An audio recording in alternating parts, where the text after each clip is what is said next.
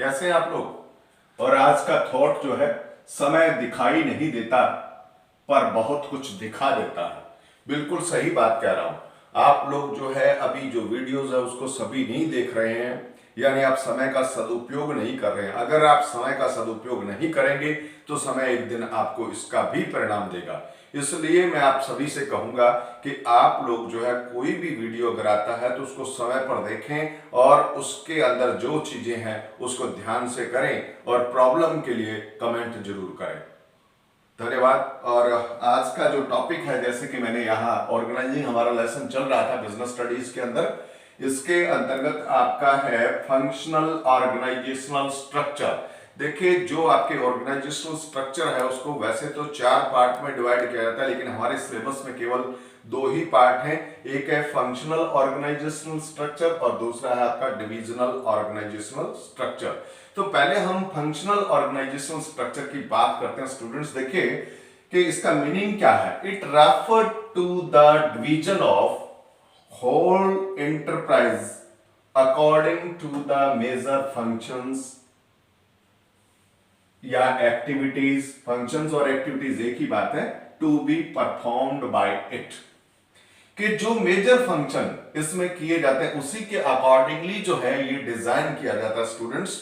तो देखिए, मैं आपको इसके बारे में थोड़ा बता दूं कि this structure is based on the concept of functional foremanship.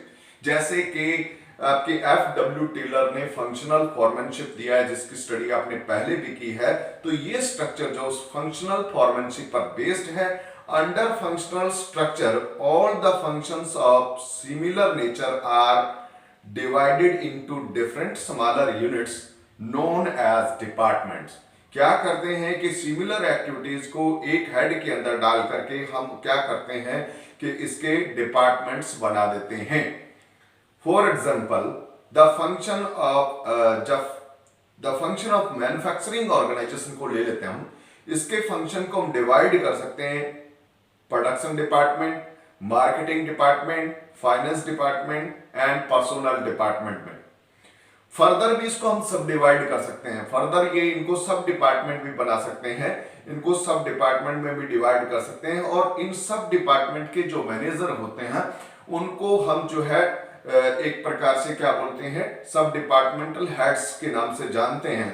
और ये जो सब डिपार्टमेंट के मैनेजर होते हैं ये डिपार्टमेंटल मैनेजर के प्रति रिस्पॉन्सिबल होते हैं। और जो डिपार्टमेंटल मैनेजर होते हैं वो जो होते हैं वो जनरल मैनेजर के प्रति आंसरेबल होते हैं।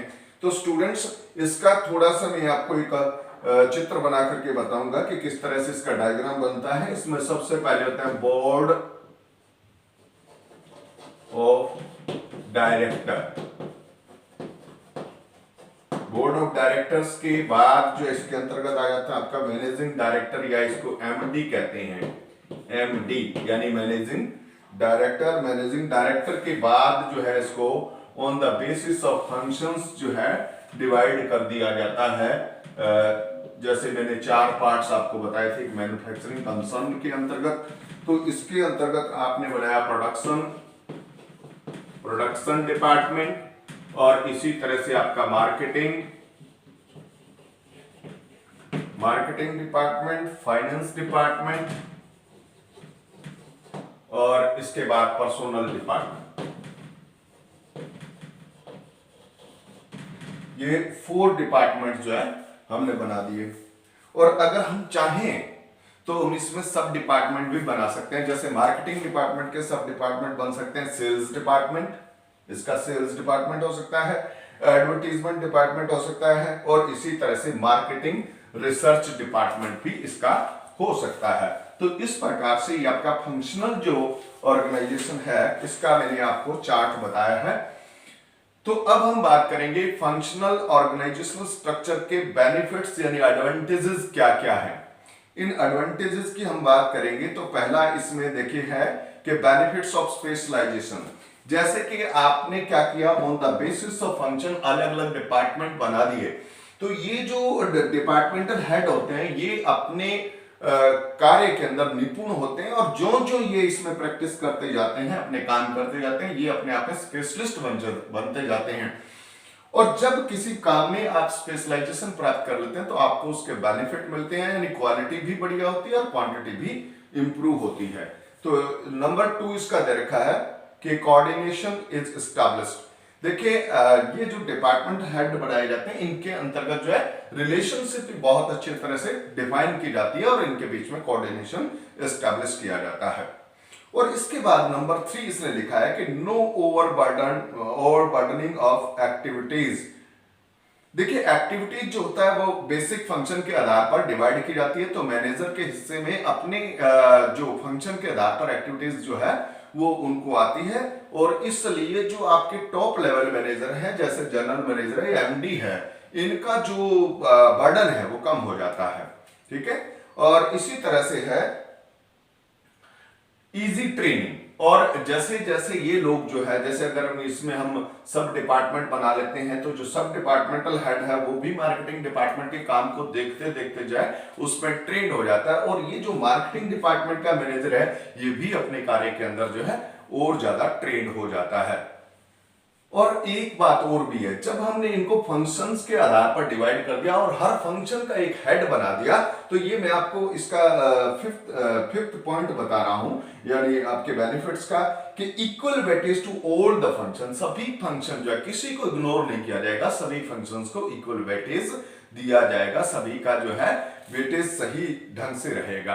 तो जैसा कि मैं आपको बता ही रहा था कि कोई भी अगर हम सिस्टम डेवलप करते हैं तो उसके एडवांटेजेस तो होते ही होते हैं, साथ साथ हमें उसकी लिमिटेशंस की स्टडी भी करना बहुत जरूरी है। और लिमिटेशंस की स्टडी करने का हमारा ट्राई यही होता है ताकि हम उस स्ट्रक्चर को जब यूज करें अपने ऑर्गेनाइजेशन के अंदर तो उसकी लिमिटेशंस को भी ध्यान में रखें। तो उसकी लिमिटेशन स्टूडेंट्स देखिए क्या है कि इग्नोरेंस ऑफ ऑर्गेनाइजेशनल ऑब्जेक्टिव।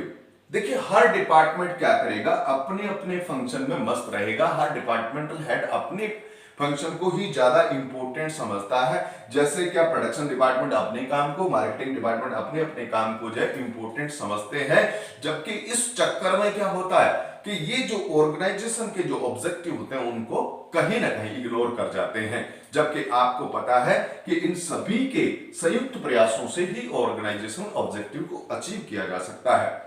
और इसके बाद है डिफिकल्टी इन कोऑर्डिनेशन।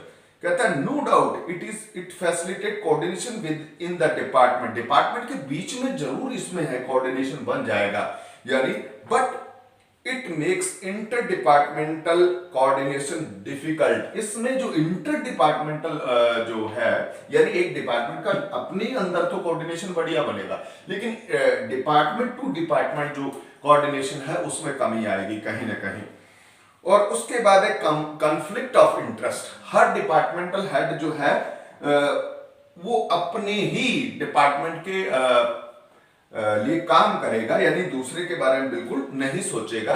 और एक दूसरे के साथ क्या होगा कि ये कॉन्फ्लिक्ट भी होंगे, वो कहेगा कि मेरा कार्य जो है, मेरा वर्क जो ज्यादा इंपॉर्टेंट है, और वो करेगा कि मेरा वर्क जो ज्यादा इंपॉर्टेंट है, यानी ये फंक्शन ज्यादा इंपॉर्टेंट है और ये वाला इससे लेस इंपॉर्टेंट है। तो इस तरह से इनके बीच में कॉन्फ्लिक्ट आने की भी संभावना रहती है। Students, delay in decision making.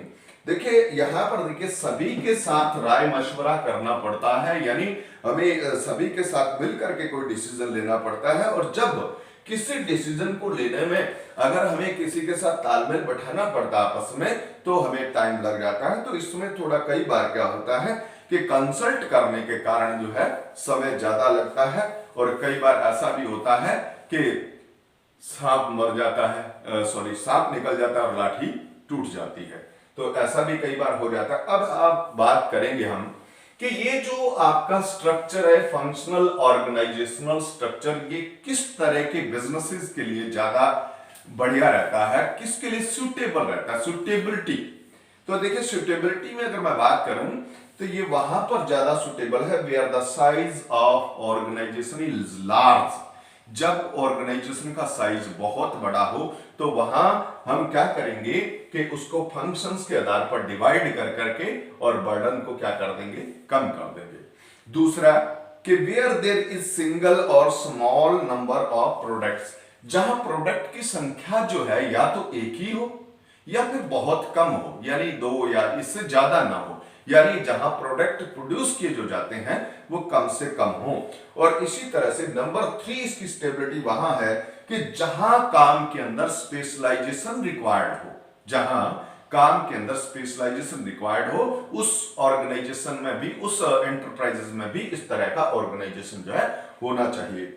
और इसके बाद आ जाता है आपका कि decentralisation of authority is needed, और ऐसा कोई भी बिजनेस जिसके अंदर अथॉरिटीज का डिसेंट्रलाइज होना बहुत जरूरी होता है, यानी जो आपके डिसीजन मेकिंग के जो पावर होती है वो डिफरेंट लेवल पर देना जरूरी होता है, वहां पर इस तरह का ऑर्गेनाइजेशन स्ट्रक्चर बढ़िया रहता है। और नंबर 5 है इसका स्टेबिलिटी कि द एक्टिविटीज आर डाइवर्सिफाइड।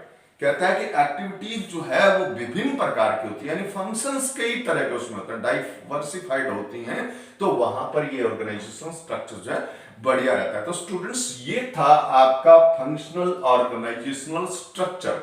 तो स्टूडेंट्स इसको अच्छी तरह से आप लोगों ने जो है एक बार रीडिंग लेना है अपनी बुक से, और फिर उसके बाद जैसा कि मैं आपको बताता हूं कि आपने इसके नोट्स भी बनाने हैं और इसको कंप्लीट करना है। और धन्यवाद।